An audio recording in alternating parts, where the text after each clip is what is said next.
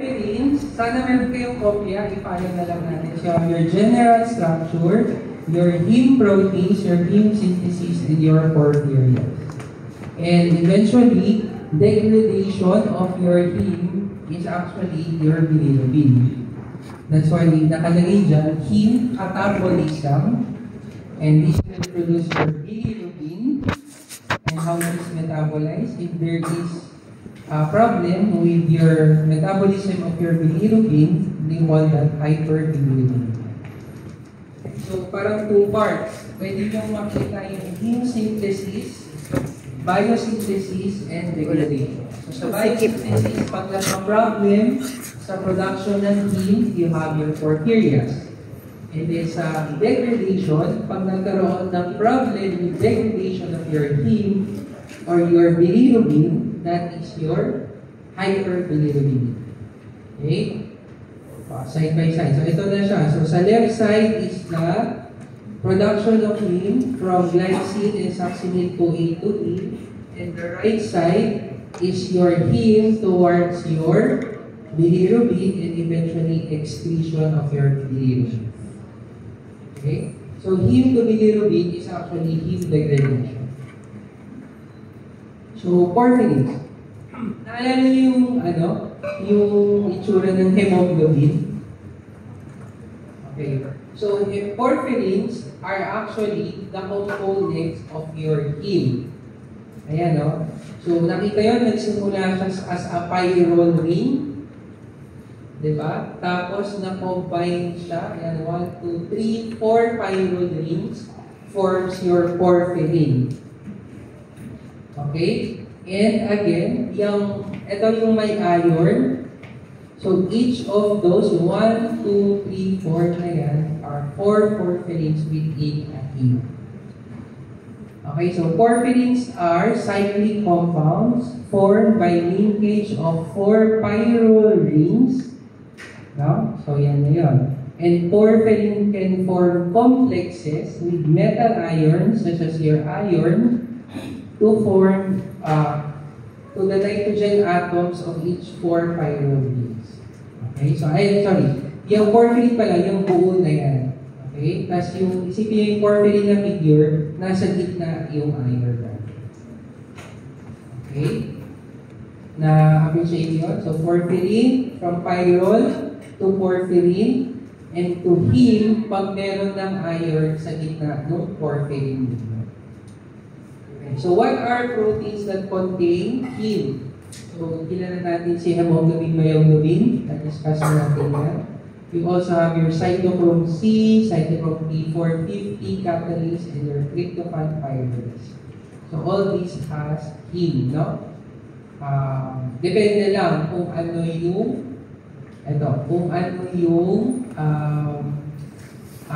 tawag dito, yung element or yung atom na nasa gitna.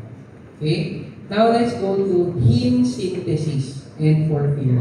Okay? So, like urea cycle, meron din siyang mitochondrial, meron din siyang cytosomic. Okay? Approximately 85% of heme synthesis occurs in the erythroid precursor cells in the bone marrow and majority of the liver in hepatocytes. Okay, kasi bakit sa erythroid precursor cells? Kasi eventually, your heme is used in your RBCs. Okay, so makikita yun, may mitochondrial, merong cytosomic. Actually, nagsisimula siya sa mitochondria, no? Tapos lalabas siya sa cytosol, and then babalik sa mitochondria. Okay? So there are 6, 7, 8 steps. Okay, so first step, okay. So ito na siya, itong figure na to, no? Okay. So una, naka-number na yan kung ano yung, So first is your amino levulinic acid synthase. Actually, baka maguluhan kayo, meron yung domain, no? Meron din yung alternative na name natin. So, baka maguluhan kayo, pero pwede kasi sila maggamit interchangeably. Okay? So, tapos, yung mga synthase nyo, tsaka mga hydrogenase, yung parang kung ano yung product na nabufor, no? Or pwedeng yung reaction. Example, deaminase, pero pwede siyang synthase din. Deaminase, kung sa original na metabolite, synthase yung product niya. So, maging cautious lang tayo sa ano, no? So, first is the condensation of succinyl-CoA with glycine. Okay, and you have your ALA synthase. Okay, so ALA synthase ang step 1. Okay, alpha amino levulinic acid synthase. Okay, so ang tatandaan din natin dito, each porphyria will have a particular enzyme deficient. So unique din yung nag-i-increase na metabolite order. Okay? Pero generally, halos pare-pareho naman yan ang manifestation. Iba-iba lang yung halos pare-pareho sila ng manifestation. Siyempre, may mga unique features tsaka unique metabolites. Okay? Step 2, no? So, paano yung step 2 tsaka yung figure na cytosolic tsaka mitochondria, no? So, ALA will come out, no, of the mitochondria following the exit. The reaction is catalyzed by ALA dehydratase or your porphobilinogen synthase. As you know, ALA dehydratase, that is actually the reaction ng combining producing water, but it's also called porphobilinogen synthase. Naintindihan yun? So yung other terms, so pwede silang used interchangeably. Okay? Next. So ALA dehydratase is sensitive to inhibition by lead and can occur in lead also. Okay? So, heme synthesis is actually step 3 and 4. So, halos isa lang yan. No? Actually, yung iba, kino-consider siya as one step. Kasi, the third reaction, so kung makikita nyo kasi, si porphobilinogen, no? Magkakaroon ng NR, tapos eventually, ano na siya, magsa-synthesize na siya. So, yun yung steps na yun. Okay? So, example, the third reaction, catalyze, again, sa cytosol tayo, by your hydroxymethylbilane synthase, okay, or your uroporphyrinogen 1 synthase, and then there is spontaneous cyclization, kaya step 3 and 4 by your uroporphyrinogen 3 synthase. So from you have your porphobilinogen, 4 molecules, no? Mag-linear muna siya, magko-combine sila, no? Yung 4, pero eventually mag-cycle sila. Parang na-form na yung immature porphyrin. Okay? So since the pyruvines are connected with your ito yung color density. So, ito kasi, alam natin na yung mga cyclic structures, capable of absorbing and emitting light. So, yung porphobilinogen nyo, as compared to your protoporphyrin, yung protoporphyrinogens, hindi sila nagko-color. Kasi, connected by methylene, which is your CH2 rather than your methylene. So, biochemical analysis. Okay? So, next. So, from uroporphyrinogen 3, yung nag-cyclicize na, no? Nagkakaroon ng decarboxylation reaction by your uroporphyrinogen decarboxylates to form your coproporphyrinogen 3. Okay? So, cytosolic na siya. Okay? And then, next, your porphorinogenic enters the mitochondria ulit. Okay? And, yun na. So, makita nyo sa nandun na tayo sa bandang baba, din sa figure. So, yung first 3 steps nasa taas, no? Tapos, sa mitochondria, babalik siya. So, you have your conversion, no? To proto-porphyrinogen 3, to proto-porphyrin 3, and finally, with the addition of your iron 2. Okay, so, let's oxidize. So, heme 8 is the addition of your iron. Okay, so what is, ano naman yung porphyrias natin? So, in porphyrias, so na-appreciate na natin. So, sa steps, ang dapat kaalala, which one is cytosolic and which one is mitochondrial. Tapos, pwede nyo i-approach yung mga sakit, no? To zoom into a particular illness and which metabolite will increase. Okay, so ito, mutations in various genes, no? Abnormalities of the enzymes for heme synthesis, pwedeng mag-increase si ALA or PBG, or decrease in heme in cells of body and fluids causing your neuropsychiatric symptoms, and increase of your porphyrinogens will cause your oxidation to porphyrins, and eventually your okay, so dalawa kasi yung main manifestation ng porphyrias natin. Neuropsychiatric and your photosensitive.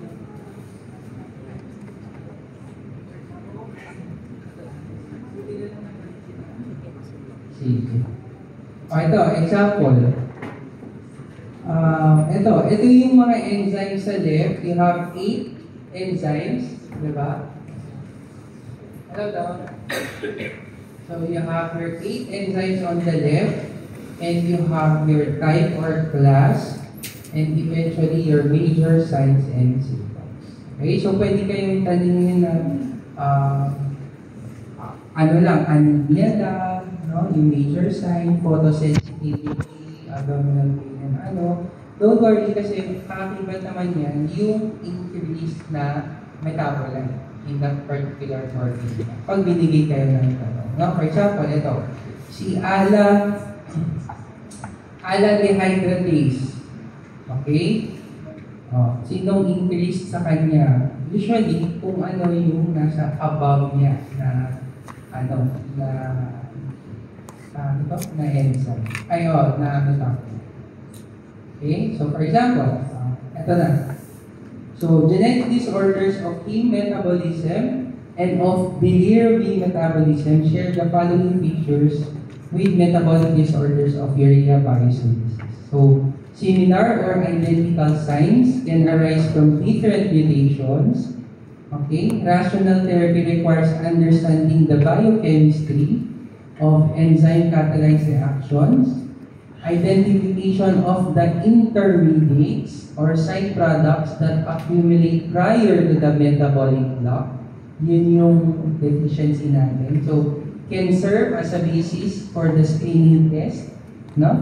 And definitive diagnosis requires assay for these particular enzymes.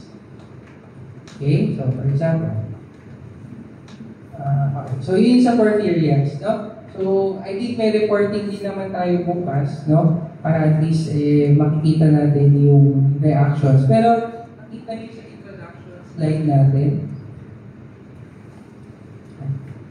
Ay, wala na.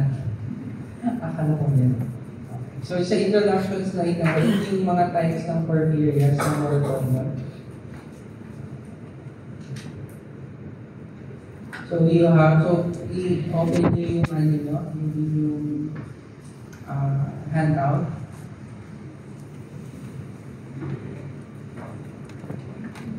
Ito, you have your acute intermittent porphyria, which is your porphobilinogen B amylase or your hydroxymethylene synthase deficiency. No? So anong mag-i-increase sa kanila? ALA and porphobilinogen. Okay? So, mga ganon. So, acute intermittent porphyria is autosomal dominant, no? So, ano siya? Psychiatric, tsaka abdominal. Bakit kaya wala pa siyang photosensitivity? Kasi remember, sino yung capable of absorbing light?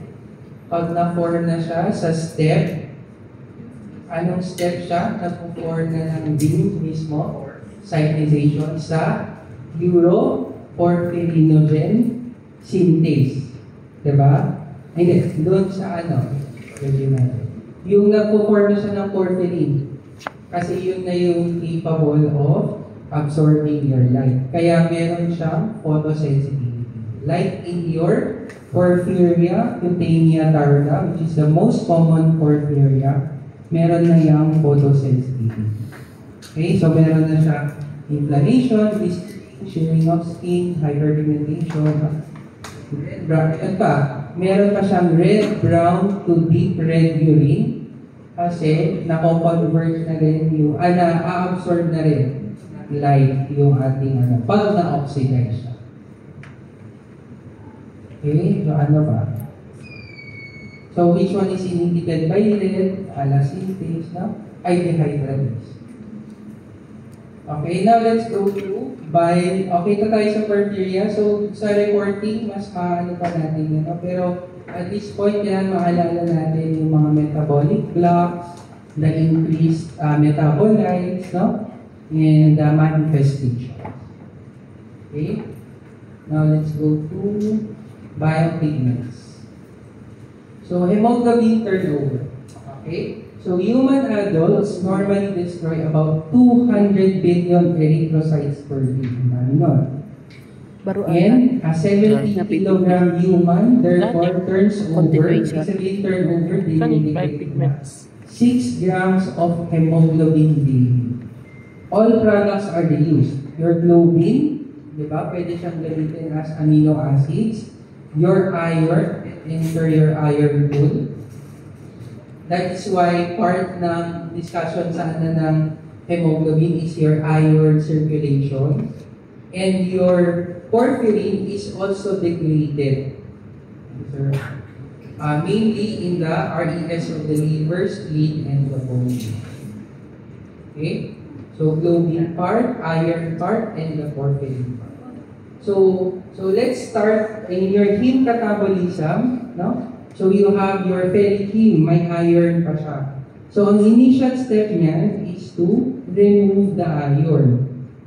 Diba? But at the same time, removal of the iron will remove already the cyclic structure of your heme, or eventually your porphyrin na pala. Okay? So the conversion of 1 mole, so naging biliverdin siya. Okay? So from ferric heme, naging biliverdin, and biliverdin reductase actually will result to your bilirubin. So, sa haba-haba ng production ni heme, 2-step lang siya para ma-degrade bilirubin.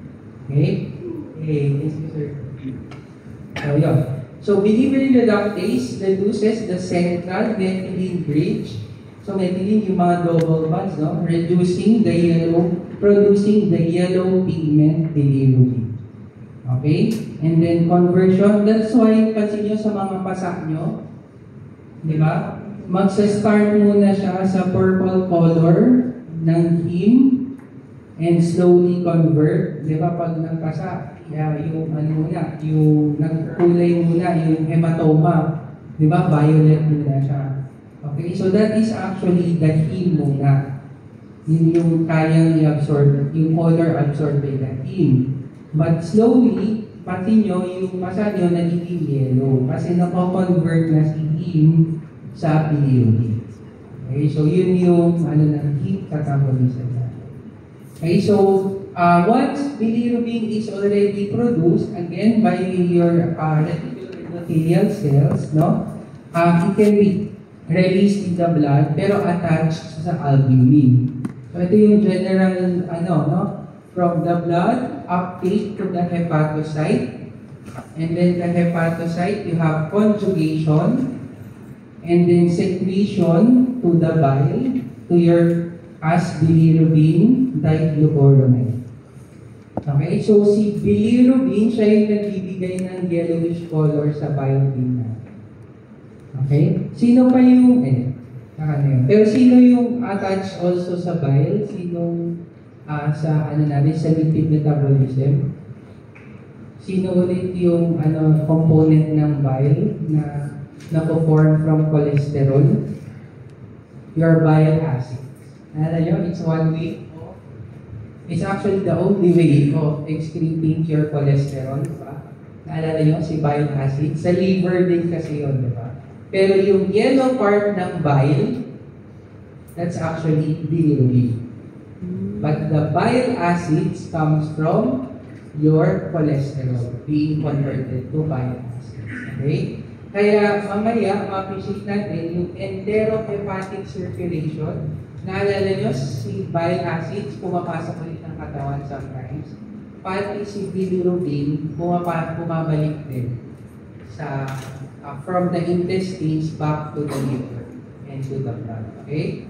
So anyway, so si bilirubin, again, uptake to the hepatocyte. Bilirubin from your blood, no?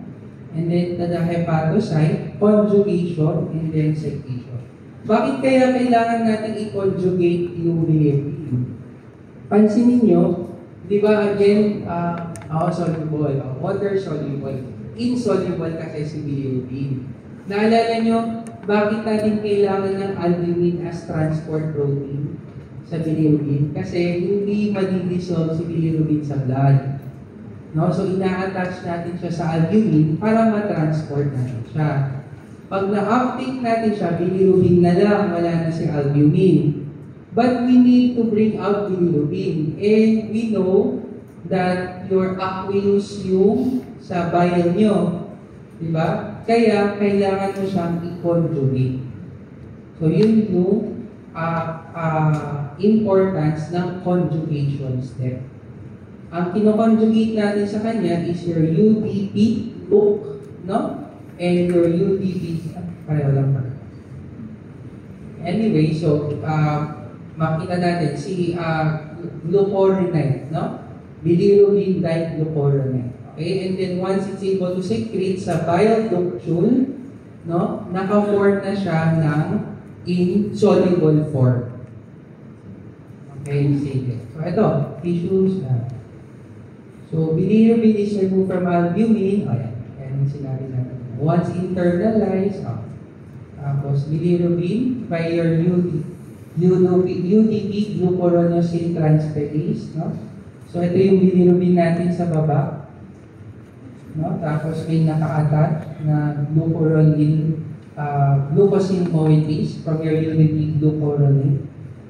And then eventually transport siya. Okay, so yung mga sakit natin, ito. So again, so nasa na si bilirubin from the blood to the hepatocyte to the bile. Tapos anong part ng intestine na re-release si bile? Duodenum. Anong part ng duodenum? Second part. Ano yung, or ascending ba yun? Ay, descending. Ano yun? Ayun, ano? Butter. Okay. So, nandun na si bile. Na-picture nyo? Tapos, pag nandun na siya sa intestine, syempre tuloy-tuloy yan ng ileum and the large intestine. Ngayon, pagdating niya ng large intestine, nandun yung mga bacteria natin, di ba? From your tissue. And, pag na-oxidize si conjugated bilirubin, when it is oxidized, it becomes your urobilinogen. Okay? And your urobilinogen, some of it is excreted into stool towards your urobilin, ascorbyl dapat yan. Anyways, so your urobilinogen, so yun yung oxidized by your bacteria. 50% of the urobilinogen is reabsorbed. Yun yung enterohepatic circulation. So from the liver, lumabas siya sa entero, no? Liver, entero, meaning intestines. heterohepatic pa pala. Okay? So that is 50%. The rest is excreted in the stool.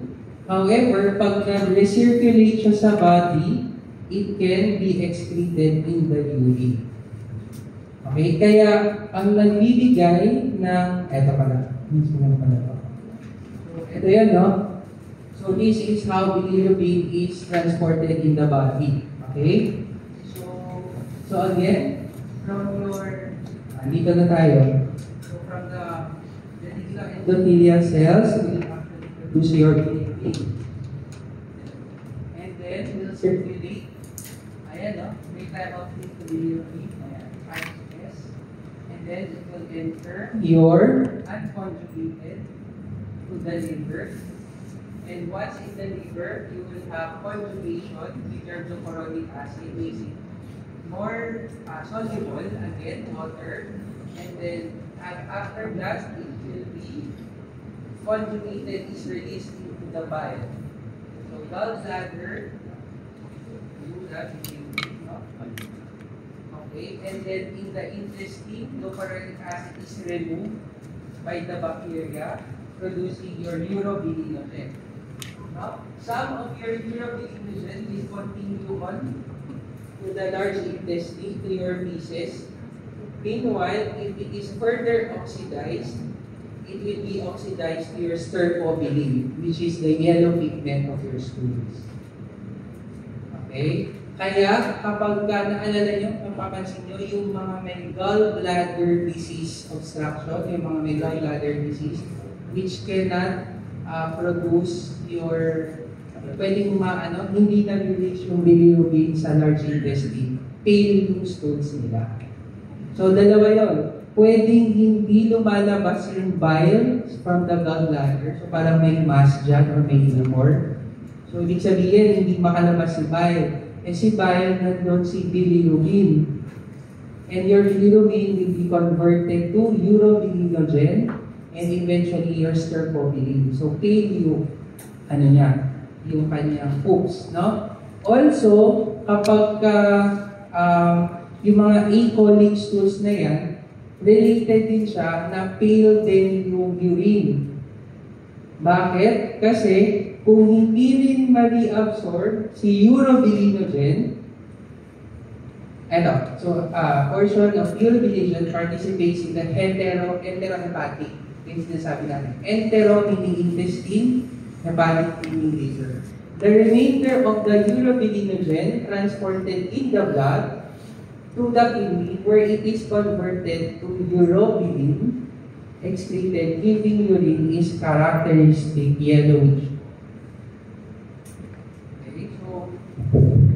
Okay, so yun yung basis kung bakit acolic stools or parang pale naman yung urine or increase yung yellowish coloration ng inyong urine. Okay? So, important po both physio, ADNA, and biochem, no? Kung nagpa-manifest yung mga bilirubin metabolism. So, clear yun? So, from this figure, bile-ductule to this figure, bacteria and conjugated bilirubin, no? To your urobilinogen. Urobilinogen in your intestines to stercobilin, whereas in your kidney, urobilinogen to urobilin. Okay? Giving its characteristic color. Okay, so what happens in hyperbilirubin? Without looking, paano kaya mag-i-increase yung bilirubin sa katawan? Abnormally.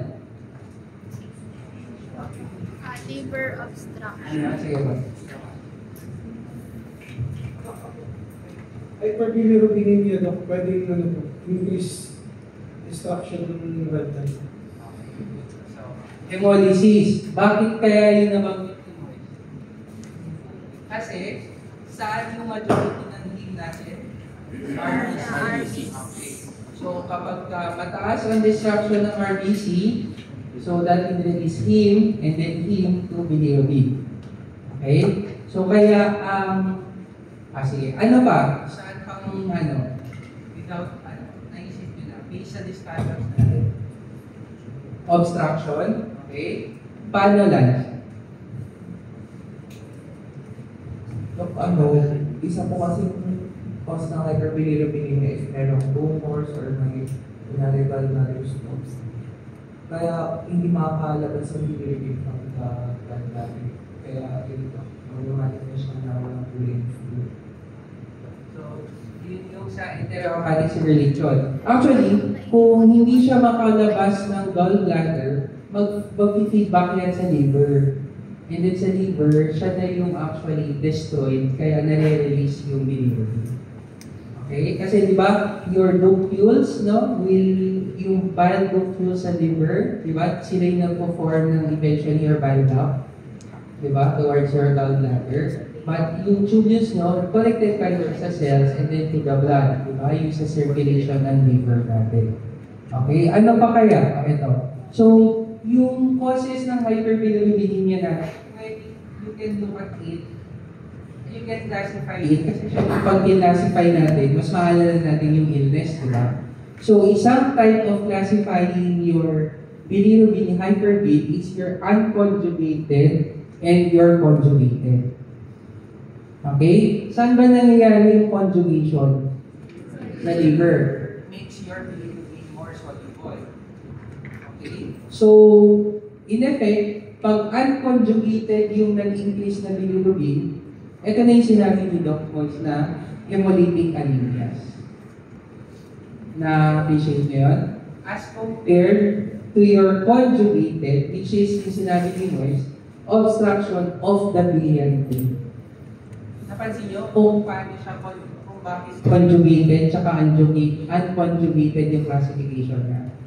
So, unconjugated, before the conjugation step in the liver, which happens in your hemolysis, versus your conjugated hyperbilirubinemia, which happens after conjugation size. Okay? Pwede rin natin siyang gawing hepatic, and post-hepatic. So, that's another way of looking at it. No? So, pre-hepatic, pre-liver, problem in the that's your hemolytic anemia, or unconjugated, hepatic in your liver diseases, no? So, actually, pag hepatic, pwedeng conjugated, pwedeng unconjugated din yan, like your hepatitis, no?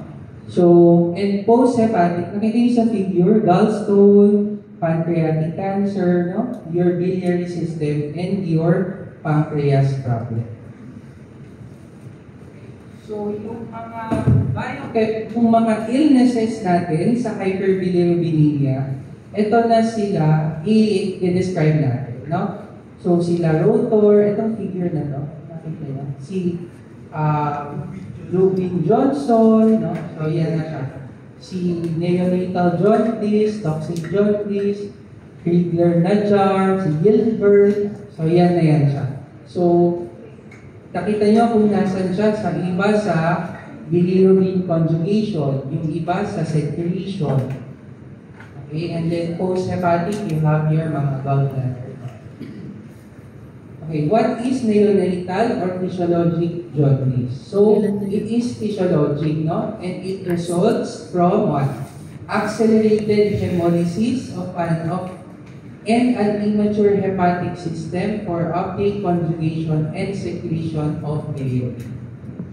Okay, so physiologic siya. So parang transient na condition kasi hindi pa fully developed yung mga nagko-conjugate. So that's so pwede siya conjugated, pwede siya unconjugated. Kasi nga nag-hemolysis din during neonatal jaundice. Okay, physiologic.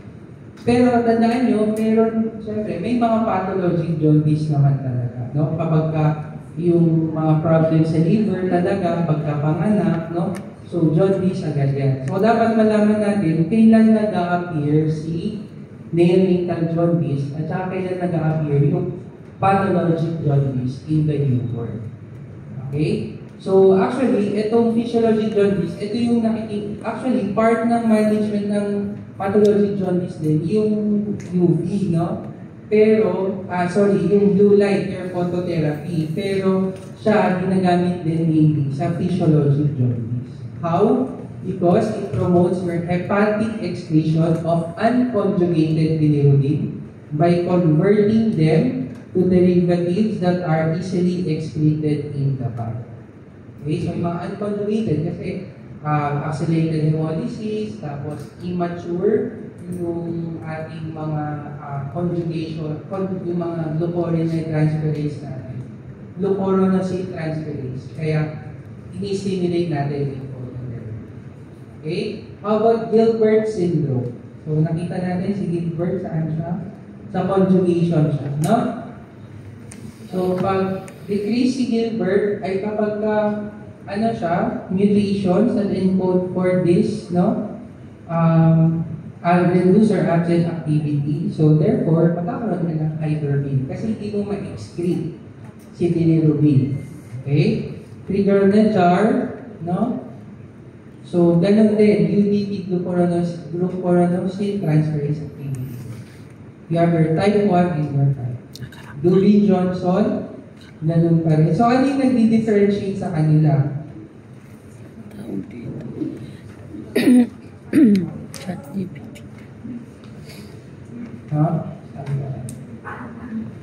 So, it's more of the type whether merong activity yung glucuronosine transferase or not. Okay? So, example, si Krieger-Najjar at si Gilbert, halos walang conjugated yan. But si Dubin-Johnson, meron ng mga conjugated bilirubin na siya. Okay? That's how you do it. Pero clinically naman, hindi naman yan nag-aano na, no? Basta ma-identify mo na increase yung whether conjugated or unconjugated. Okay, so example, ito, may isang table pa tayo. How do you differentiate? So, yung more common, your normal, your hemolytic anemia, your hepatitis, and your obstructive jaundice. So, maraming approach yan. Again, as you learn sa medicine, pag umakit na-promote na tayo, maraming mga guidelines in how to approach hyperbilirubinemia, no? So, appropriate yan kung whether specialist ka ng liver, pediatrician, no? So, depende sa kung sino nagpo-provide ng guidelines kung paano inyo i-approach ang hyperbil. But at this point, maganda, at least ma-appreciate nyo ano yung clinical significance nung inaaral natin. Kasi later on, mayroong sometimes conflicting pa yan eh. How to approach hyperbil among pedia, how to approach hyperbil among surgeons, no? So, on general practitioners. So, iba-iba. So, baka ma-confuse kayo. Pero ang important at this point is alam natin yung biochemical basis. Kung bakit tayo nag-request ng bilirubin levels, bakit tayo nag-request ng urobilinogen levels, no? So, ito yun. So, for example, normally, you have your serum bilirubin, your urine urobilinogen, your urine bilirubin, and your fecal urobilinogen. Bakit kaya absent si bilirubin dito? Bakit? Bakit normally dapat walang bilirubin sa urine? Okay, so hindi na siya bilirubin. Ano na siya? Urobilin. Diba bilinogen yung sa intestine, sa enterohepatic, pero pagdating ng kidney, nagiging urobilin na siya, which gives it a yellow color. So, kaya siya absent. Okay, pero meron kang urine urobilinogen, no? Still, meron kang fecal urobilinogen. How about in hemolytic anemia? Increase daw si indirect. Na paano yun? Bakit siya increase ang indirect sa hemolytic anemia? Pre-hepatic. So, before pa, ma-conjugate ni hepatocyte, si bilirubin. Tapos, increase si urobilinogen. Kasi, mag-increase lahat yan. Kasi from the top, no? Down the line na yan, mag-increase. Okay, absent pa rin si bilirubin. Actually, mag-increase na rin dapat. No? Pero kasi, syempre, sa liver, capable of converting your urobilinogen to your urobilin. No? Hepatitis. Both direct and indirect daw ang increase. Agree, disagree? May nag-agree ba lahat or may nag-disagree? Pwede naman, kasi pwede naman solely direct or solely indirect yan, yung hepatitis natin. Diba? Na-imagine nyo? Kailan siya nag-direct? Direct. Ay, alam niyo ba yung difference ng indirect at direct? Na-establish naman na natin, no? Unconjugated or conjugated. So, both naman. Okay? So, how about in obstructive jaundice? Agree tayo lahat na direct bilirubin ang increase. Agree everyone? Bakit absent si urine urobilinogen? May obstruction. Okay? Hindi umaabot si conjugated bilirubin saan? Sa intestines. Kaya hindi mo napoproduce si urobilinogen. Tama? And then, trace to absent sa fecal. And urine bilirubin is already present. Kasi, nagbabackflow lang din yan. So, bako-form pa rin si urobilinogen. Kasi remember, yung enterohepatic circulation natin, di ba na-absorb na rin siya sa blood? Okay, so pwede pa rin na pumasok si urobilinogen sa blood circulation, minimal lang, although sa kanya present, towards your bilirubin. Ay, bilirubin na to. Urine urobilinogen absent. Fecal urobilinogen is also absent. But urine bilirubin, backflow na lang yun. Okay, from the increased, yung jaundice, ay yung increased destruction of your hepatitis. Okay, kasi kinorelate natin again sa figure na to, no? Para ma-appreciate nyo yung fate ng bilirubin sa katawan natin. Okay, okay, so we already reviewed. Okay, sakto ba? So, porphyrins, no? General structure, yung proteins, yung synthesis, porphyrias, although hindi masyado sa porphyrias. Basta kang remember, particularly si acute, intermittent, saka si cutaneous tarda, no? So, kung bakit sino yung may skin manifestation, no? So, saka a particular metabolic block will increase prior to the metabolic block, no? That's important. Similar rin sa urea cycle disorders or amino acid metabolism disorders. Okay, we discussed heme catabolism, bilirubin, hyperbil, and some clinical application. Okay.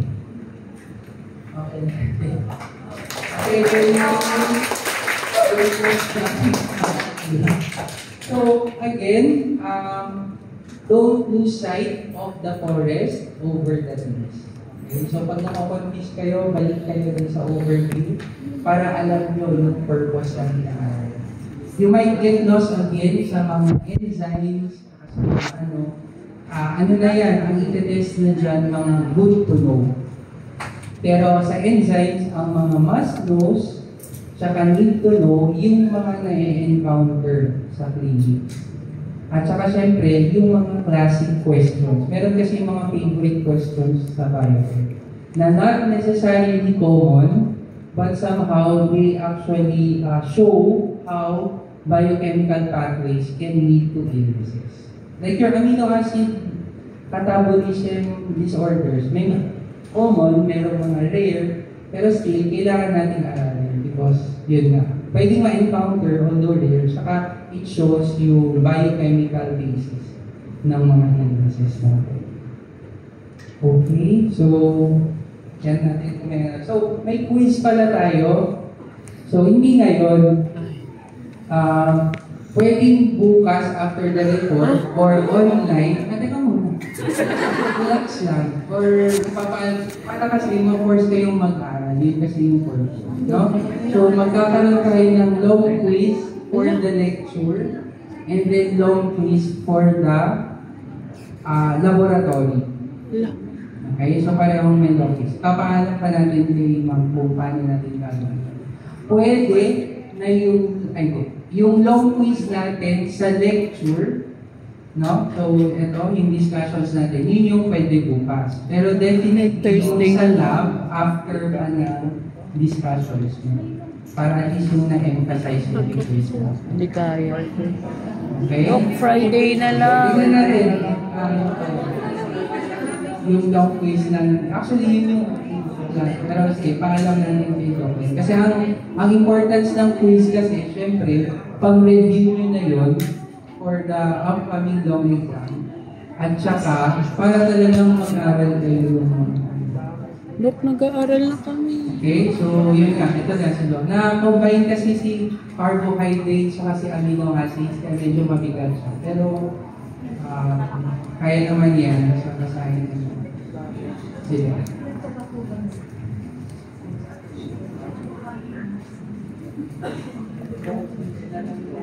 Wala. Nagabunubig ka. Prevmed pa. Prevmed pa. Hi, good morning. Good morning, Still Doc. remember what we have told you last week? Yung salutation. Your grading system will be changed. Your grading system will be changed. Kasi,